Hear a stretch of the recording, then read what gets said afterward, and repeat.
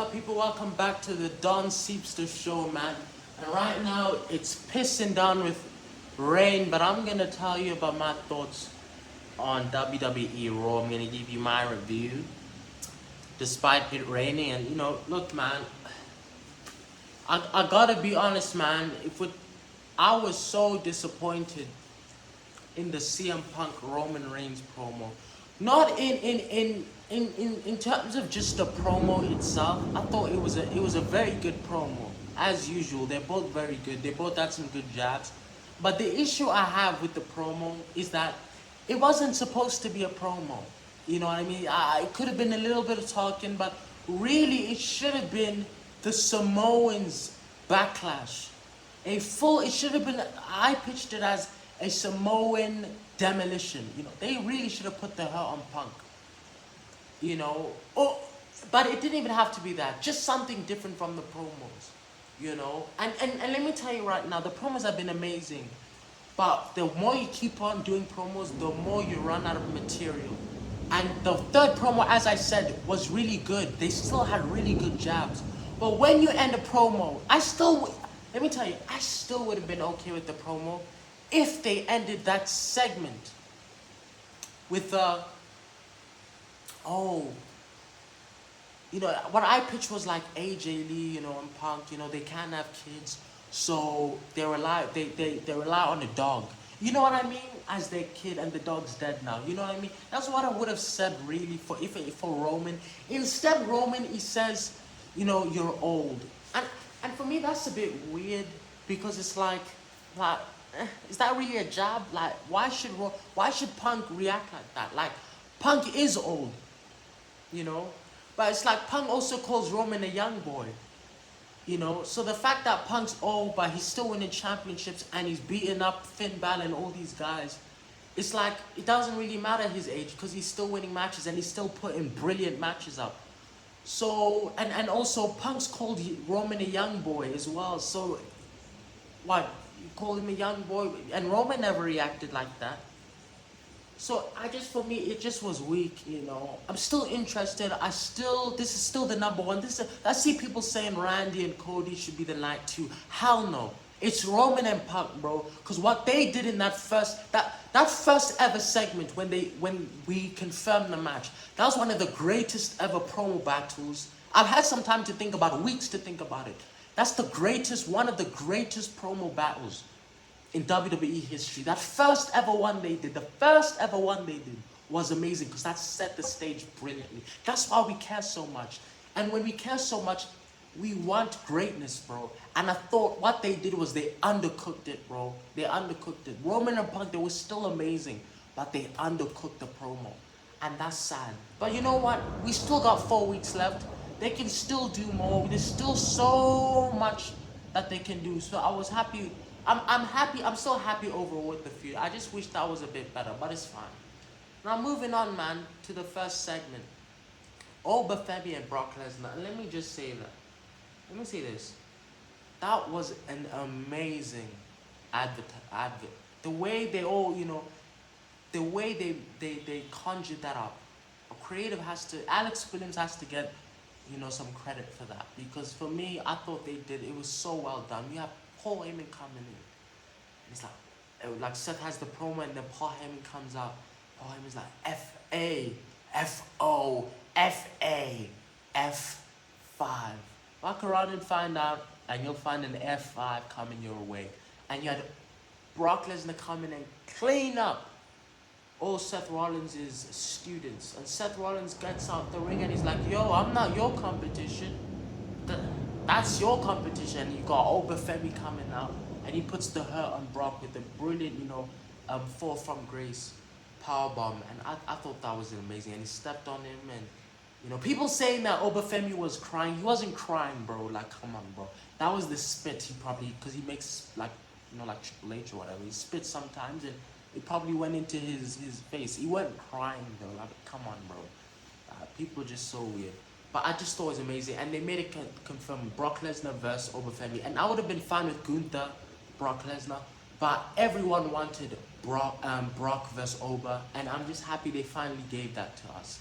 I'm happy they gave it to us. Moving down the segments, I'm not gonna get them right, but I'm just gonna move through, talking about the segments because I don't really remember everything. But from what I remember, Al Grande Americano. I'm not gonna talk about that because I don't care about that. I don't really give a damn about that, And then you had some Roman segments. I think Roman had a segment with Jay and Jimmy, which was alright. You know what I mean? But you know, I already told you about that, so I'm not really gonna talk about their promos because that should build up. What should have? Because I thought there was a Simone Revolution coming up. You know what I mean? Instead, we didn't really get that. So them promos kind of gave me false hope. You know what I mean? But I am happy they added them promos in terms of weaving the storyline through the show. So I'm happy they did that. You know.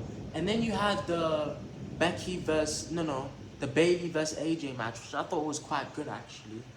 I think AJ's really good in the ring, man. I think she's still got it. I like, she it looks like she's putting new things into her repertoire in terms. So I thought she did a real good job in the ring against Bailey. And, you know, it looks like we're gonna get AJ versus Becky because Becky came in at the end and attacked AJ. I just didn't like the way they shot it. Like, why was it during the commercial break, bro? Like, I just come back to the show and AJ's like on her ass, like, and Becky's beating her up. Like, I don't really understand that, you know what I mean? But Becky versus AJ, a lot of people like are like, you know what I mean? Because for me personally, I'm fine with this match, but I need more. I need better promos, but also I need more. And they gave it to us with the brawl. I wanted Becky to like maybe bloody AJ or something, because really, AJ's had her number. She's basically embarrassed Becky Lynch multiple times. She's destroyed her. She's beaten her all these times. So Becky really needed to come in with that force, and they kind of did that, which was fine. But what I want with this match is I want a stipulation, and I heard reports that apparently they're gonna give certain stipulations to certain matches. They're thinking of giving stipulations, and I'm fine. And me personally, why not have the first ever women's Hell in a Cell at WrestleMania? Because let's be honest, in terms of story, the only story, real story for the women in WrestleMania is this. That's the only story. Obviously, it's getting a bit like repetitive, but for me, they just need to lighten up, bring it a new dynamic. You know what I mean? Because I still think Becky and AJ, that's a WrestleMania match, anyways. So they need to really give it that oomph. And I think a stipulation will help with that. Really make it Hell in a Cell. Make the first ever female Hell in a Cell. Make them use and make them bleed. Because I don't know, for some reason, they don't like making the woman bleed. Just give us that, you know what I mean? And I just think that would be brilliant, Going along the show, again, I don't know where Finn Balor was, you know what I mean? They need to really advance on the Judgment Day storyline. But really and truly, nothing of note happened. You had the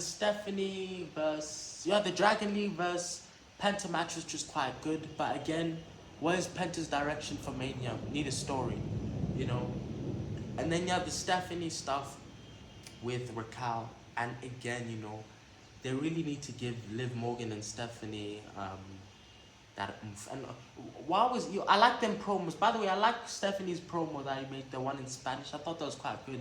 But again, I need more oomph, bro. Let's get some creative ideas, bro. I need more. But I'm really interested, like, what's Io Sky doing? Because surely she's not going against Raquel Rodriguez, because that's the way they made you believe it. After that match, they made you believe that Io's got like as if she's got an interest. What's her interest in that match? Why'd she interfere? Looks like they're trying to pitch Raquel versus Io, and it's like nobody wants to see that. People want to see Io versus Asuka. That's what we want to see. Make the match, bro. With Kairi Sane maybe maybe you can even make a special guest ref. But you can have in Asuka's corner, and Io, the story is Io really wants Kairi to grow some balls. And I'm fine with that. That'd be an amazing story. That'd be a good story, you know what I mean? So again, you know what I mean? No, good Raw though. It was a good Raw overall. I just remember it being a good Raw. But we need more. Bring more creativity. Give us even more. We want more and we want more. Even if the creative isn't great, give us something, bro. Give us something that you care about. That you think, you know what? this would be a good story, you know.